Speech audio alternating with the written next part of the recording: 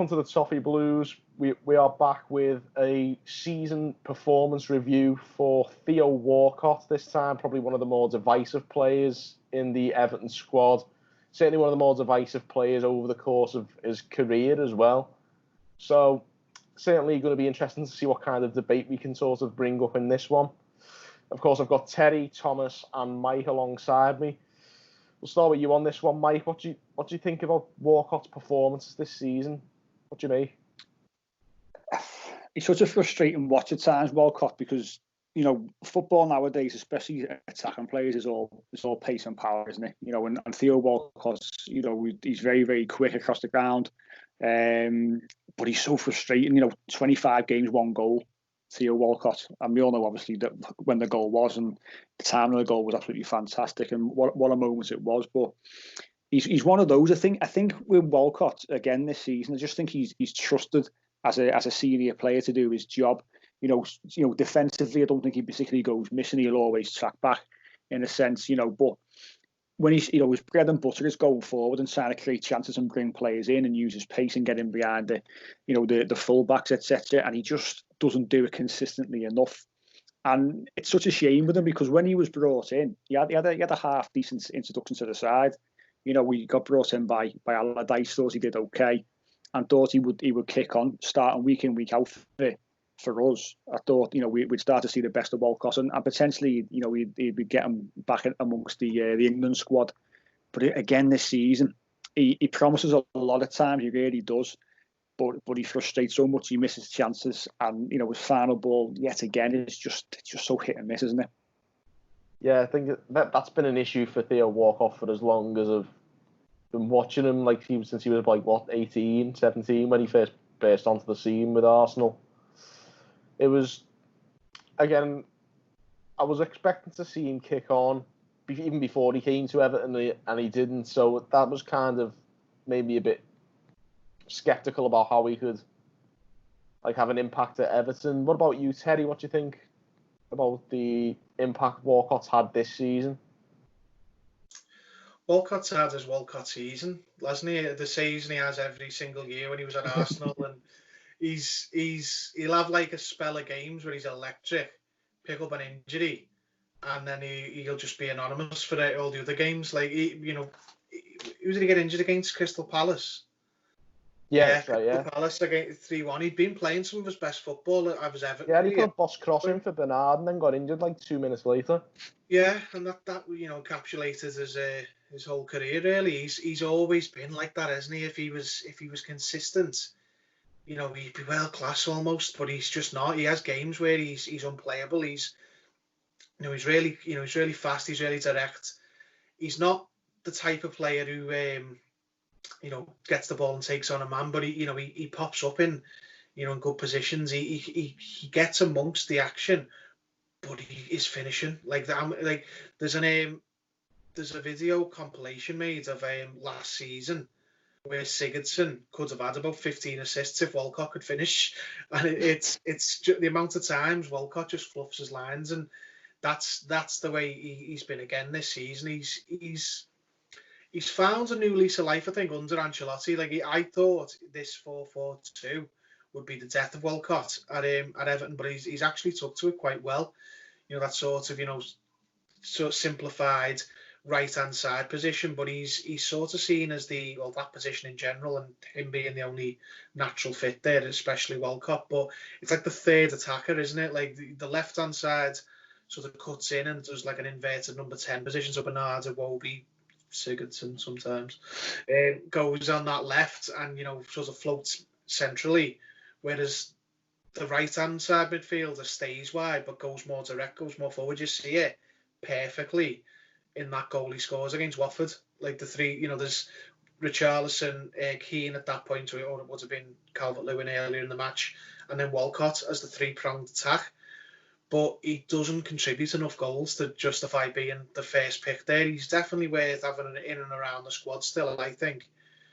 But you'd hope, whatever we are able to do transfer-wise in the summer, I would hope that we'd get a player for that position, because we need someone in that role who can chip in with more goals than Walcott does, because he's a good player, but he's too hot and cold. He'll always do this. He'll always have like decent runs of form, followed by an injury, and then followed by a long stretch of just floating through games. And it's just the way. That's Theo Walcott. He was like that when we bought him, and he's still like that. Well, and let's not forget that he is into his 30s now. He's 31 now, isn't he? I mean, usually for wingers who rely on the pace, it's usually a bit of a death knell when you get to your early 30s. I do think we need to look, and I think we discussed this in the transfer show we did the other week, didn't we? We said that right wing was a crucial position to strengthen for that reason, and that might just signal the end is coming for Theo Walcott, certainly as a starter in the Everton team. Well, one thing, I mean, hopefully we're never in such a position to have to do it, but you never know, especially with these games coming up, all squashed together. I'd be almost interested to see how Walcott will do in this 4-4-2 as a striker, in that sort of, second striker off Calvert-Lewin, the role Richarlison plays. Now, he's obviously not a patch on Richarlison, but he's always wanted to be a striker in his career, and he's never played in a team until now who plays 4-4-2. So I wonder whether he'd be any good there. Like, as I said, if he's playing in there, it means we've got an injury, and you don't want that. But I wonder if you'd get a little second wins out of him if he played there, because he's been crying his whole career to be played there, and he's never going to get a better chance than this, is he? Certainly an interesting idea. That's not something I thought of for sure, but definitely I would be interested in that. And like you say, I think given the couple of injuries we've got on that, and the fact that the squad's going to be stretched because of the lack of match fitness, it could be something worth trying out. And no doubt Carlo Ancelotti. I mean, you never know. Probably might not happen. Probably won't. But I'd be interested if it ever did. But no doubt Carlo Ancelotti, given the way he was sort of rotating the squad anyway before the lockdown, I think I wouldn't be surprised to see him experiment a little bit. So it might be something we get to see. Thomas, what about you, mate? What do you make of Walcott?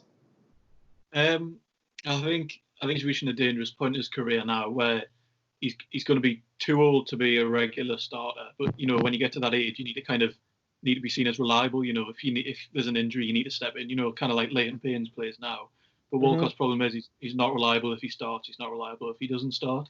So he's kind of at the dangerous point in his career now where if he can't be relied upon, to not play every game but just kind of fill in for injuries, and he can't be relied upon to start, he doesn't really have a place in the squad at all. And he does have his on games, but he just has so many more off games where he just misplaces passes that you don't expect him to. His final ball's awful. And I think definitely now there's less excuse for kind of, let's see what happens, when he kind of hits the peak of his career, because, I think he said he was 31 now. He's past the peak of anything.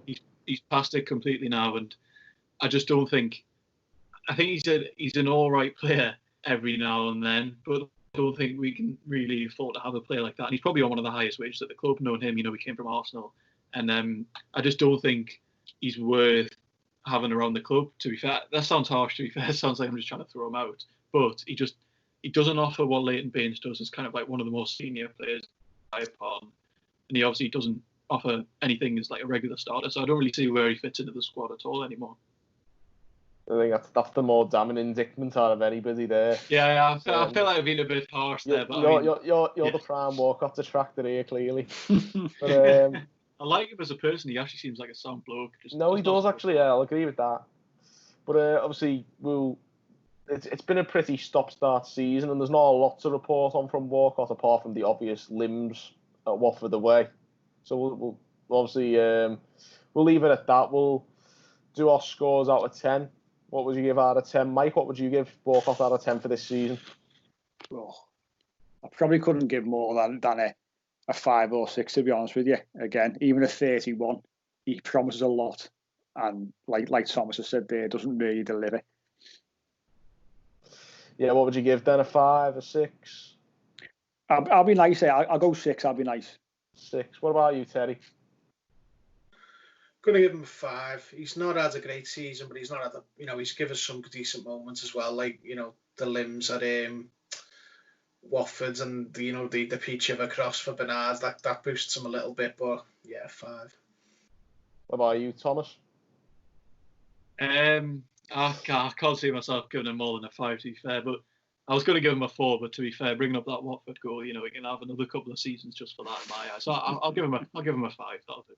I'd have gone with a 5 as well. So you got 3 5s and a 6 there. So it's the kind of average score of general inconsistency that you'd expect from a Theo Walcott. Like you said, I think Teddy, you said it yourself, didn't you? That it's a typical Theo Walcott season. And watch any episodes of Arsenal Fan TV, and it'll be the exact same. Whenever he gets mentioned, it's the same thing. Well, there you go. Well, we'll look ahead to the 2021 season, and we can rinse and repeat this next year, then, can't we? Yeah. So there you have it, guys. That's the end of the Walcott discussion, if you like. Let us know how you think Walcott has done this season. If you're watching on YouTube, drop us a comment. Give us your opinions on Walcott's displays and maybe the limbs at Watford, because probably the only real highlight of the season. Let us know also maybe what you think the future holds for him as a member of the Everton squad, like we touched on just then. Give us a like and a subscribe as well, and thank you for watching on the Toffee Blues.